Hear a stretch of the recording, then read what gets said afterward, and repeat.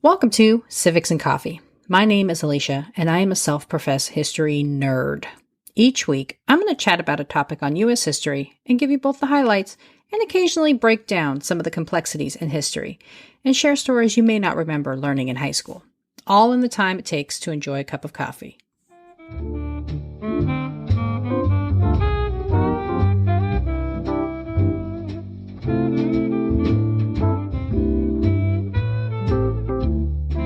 Hey everyone, welcome back. A couple weeks ago, I covered the political career and presidential administration of the 11th President of the United States, James Polk. In that episode, I discussed one of Polk's biggest accomplishments, acquiring more than 1 million square miles of land. Polk, committed to expansion as part of Manifest Destiny, worked diligently to secure extra territory.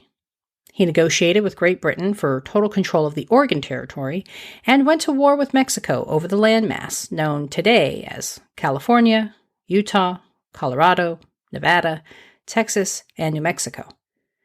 This conflict permanently altered the borders of the United States and Mexico and reduced Mexico's territory by half. So this week, I am diving into the Mexican-American War. How did it begin? And what legacy did it leave behind? Grab your cup of coffee, peeps.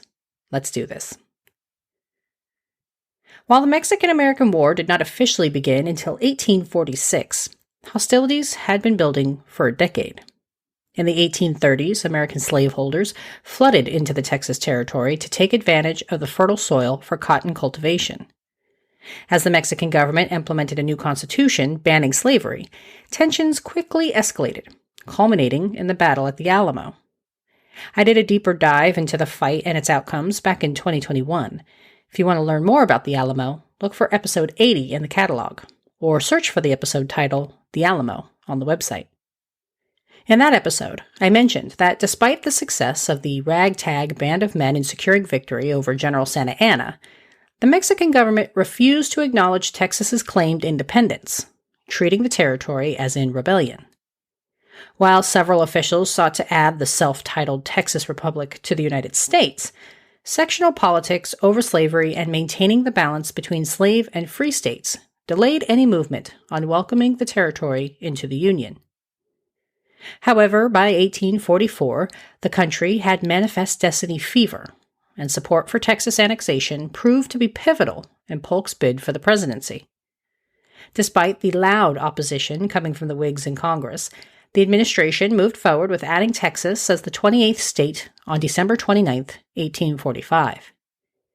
As the Mexican government had never recognized the Republic of Texas as a separate and sovereign territory, they were justifiably angry over the move, calling it, quote, an act of aggression, the most unjust, which can be found recorded in the annals of modern history, end quote. While vocal in their displeasure with the move, Mexico made no immediate acts of aggression against the United States.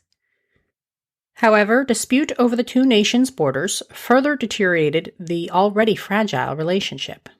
The United States contended the Texas border sat along the Rio Grande as per the treaties of Velasco, signed by General Santa Anna in the aftermath of the Battle of San Jacinto in 1836.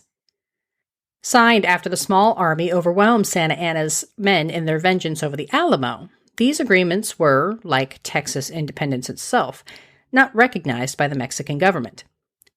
However, even if they were to accept these agreements, they contended the Rio Grande was still incorrect, as the river was known as the Rio Bravo. For Mexico, the proposed border was several miles to the north and sat along the Nueces River. Missing from the conversation, of course, were the indigenous inhabitants of the land. Scores of Navajo, Apache, Comanche, and Kiowas had set up communities for themselves in the Nueces Strip and had lived in the area under peace agreements since the 1700s. Tribes consistently and forcefully rebuked attempted incursions on their land, often violently repelling attempted Mexican settlements. These repeated raids diminished Mexican attempts to establish communities within the area, making the land appear to outsiders as empty. As historian Brian DeLay explains, by the 1830s, the indigenous tribes were considered by both the United States and Mexican governments to be troublesome, but that they were, quote, no longer entities of national, let alone international, significance, end quote. Instead, the Native Americans were used as a scapegoat for the U.S. demand for territory, portraying the tribal nations as savages occupying land that only the United States could protect. In a message to Congress, President Polk perpetuated the sentiment by writing, quote, "If New Mexico were held and governed by the United States, we could effectually prevent these tribes from committing such outrages and compel them to release these captives and restore them to their families and friends." End quote.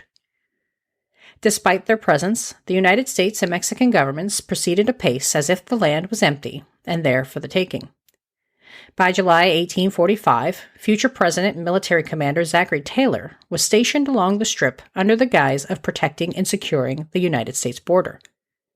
In November 1845, Polk sent John Slidell to Mexico City with an offer to purchase the debated Nueces Strip territory, as well as portions of today's California and New Mexico, for $25 million. Polk firmly believed Mexico would rebuff his offer, however, decided to appease those in Washington who were pushing for diplomacy over military conflict. The Mexican people, still angered at the theft of the Texas territory, were in no mood to hand over even more land to the United States, leaving the Mexican government in a precarious position. As Polk expected, the offer presented by the United States was heartily rejected. Anticipating their refusal, Polk ordered Taylor to march from his post along the Nueces Strip towards Corpus Christi, where he was then ordered to march into the disputed territory. Mexican authorities demanded Taylor's retreat, which he steadfastly refused. Instead, Taylor built a makeshift fort. Polk and his administration had hoped the show of U.S. forces along the border would entice Mexico to return to the bargaining table, but the occupation only further angered the government, and they made preparations for war. On April 25, 1846, Mexican forces attacked U.S. troops, killing 11 and capturing 52. This bloodshed was exactly the excuse Polk needed to convince holdouts of the need to escalate and declare war. In his request for a declaration, Polk asserted Mexico had, quote, "repeatedly threatened to make war upon us for the purpose of reconquering Texas. In the meantime, we have tried every effort at reconciliation." End quote. While an interesting take on the preceding events at best, at least a few members of Congress were still hesitant to sign on to the calls for war, including John Quincy Adams and John C. Calhoun. But despite their opposition, Congress granted Polk's request and declared war on May 13, 1846. At least one more future prominent politician took issue with Polk's call for war, challenging the president to prove the loss of American life, insinuating the story told was not entirely accurate. That politician was the young freshman Whig from Illinois and future president, Abraham Lincoln. Not yet in office when the country voted for the war, Lincoln continued to question the constitutionality of the engagement, introducing 8 spot resolutions questioning the war's legitimacy. This proved unpopular in his home district and caused Lincoln to forgo seeking re-election. As described by historian John C. Pinero, the war consisted of 4 phases. Taylor's movement into the disputed territory was the first, where he saw victories at both Palo Alto and Resaca de la Palma and captured the city of Monterrey. The second phase, overseen by General Stephen Watts Kearny, included troops marching towards Santa Fe, securing the city on August 18, 1846. Kearny's men were then split, and half went to join Taylor in Monterey, and the other half marched towards California to join Captain John C. Fremont. While the United States continued its forward advancement, the Mexican government was in a bit of chaos. The country saw 3 separate presidents in 1846 alone, making coordinating a war effort especially difficult. During the third phase of the war, Polk, an Alamo villain and Mexican exile, General Santa Anna, entered into secret negotiations. Santa Anna promised he would help end the war and secure peace between the two nations for a small payment of $30 million. Of course, once back in Mexico, Santa Anna took the partial payments received from the United States and, instead of using the money to start peace talks, began to shore up Mexico's defenses and was made Supreme Commander of the Mexican Army. Back in military command, Santa Anna raised a new militia and marched towards Zachary Taylor's troops, still stationed in Monterrey.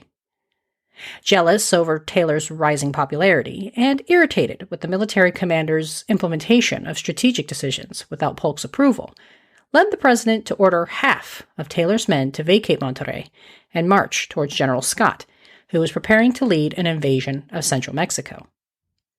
Hobbled with a reduced fighting force, Taylor and his men met Santa Anna's troops at the Battle of Buena Vista on February 22, 1847, and, against all odds, overpowered Santa Anna's men despite being outnumbered by a 3-1 margin.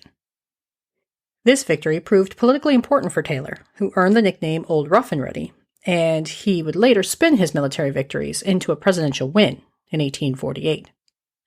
The victory at Buena Vista was followed by the capture of Veracruz in March of 1847, and snowballed into a 5-month campaign to overrun Mexico City, successfully securing the capital on September 14, 1847. Weakened by a string of overwhelming military defeats, the United States sent in diplomat Nicholas Trist to negotiate peace. This turned into a quagmire once Polk lost confidence in Trist's ability to quickly secure peace and recalled the young diplomat, only for Trist to ignore the president's orders and continue negotiations. Polk, wanting a quick end to the conflict with Mexico, became frustrated as peace talks continued to stall and wrote in his diary that Trist negotiated with, quote, no ability, end quote. Believing he could secure Mexico's compliance via other means, Polk issued 3 separate recalls to the diplomat through Secretary of State and future President James Buchanan. Upon receiving his 3rd recall notice, Trist initially wrote to his wife and asked her to relay his receipt of the message and commitment to following orders. However, the Mexican government, perhaps unaware of the recall, urged Trist to continue negotiations. His ego inflated, Trist decided to stay and committed to securing a treaty with Mexico. In an odd rebuke, Trist wrote a 65-page missive addressed to Buchanan announcing his decision to ignore his recall notice and dedication to finalizing a peace treaty.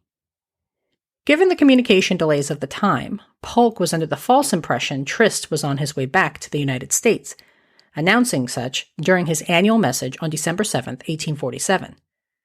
It wasn't until January 5, 1848, that Polk learned of Trist's insubordination when his wife, Virginia, showed up at the Secretary of State's office with a coded letter informing her of his plans.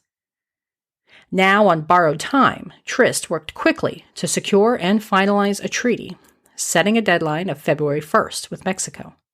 His unconventional approach worked, and the Mexican government agreed to a treaty on February 2, 1848. Named after the town in which it was signed, the Treaty of Guadalupe Hidalgo finalized peace between the two countries and outlined several parameters, including a payment of $15 million from the United States in exchange for Texas, California, and New Mexico, and agreeing to the border along the Rio Grande. The Senate received and approved the treaty on March 10, 1848, with a vote of 38 to 14. Of those who voted no, half opposed the border along the Rio Grande, instead desiring the entirety of Mexico, and the other half were completely opposed to the war to begin with, and therefore wanted none of the allotted territory. With the treaty, the United States increased its overall size by 525,000 square miles, or roughly 25%, and Mexico lost between a third and a half of its previously held territory. Over 13,000 Americans lost their lives in the conflict, though just 2,000 were from combat, as disease proved to be the biggest killer. The Mexican casualties totaled more than 50,000. The first military conflict widely covered by the press, the Mexican-American War helped promote the United States as a world power.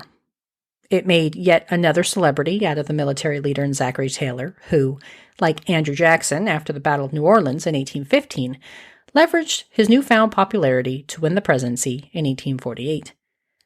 The war also forever altered the landscape of both the United States and Mexico, and, many argue, served to further push the United States towards the Civil War. Before I sign off today, I wanted to do a quick reminder that I will be attending the Society for Military History Conference in San Diego next month. I'm so excited to join Philip from Modern Scholars for a panel discussion about podcasting and history. If you are planning on attending, let me know. I'd love to connect and geek out about history with you. Lastly, if you want to learn more about the source material, make a request, or learn how you can support the show, please visit the website at www.civicsandcoffee.com. Thanks, peeps. I'll see you next week. Thanks for tuning in, and I hope you enjoyed this episode of Civics and Coffee. If you want to hear more small snippets from American history, be sure to subscribe wherever you get your podcasts. Thanks for joining me, and I look forward to our next cup of coffee together.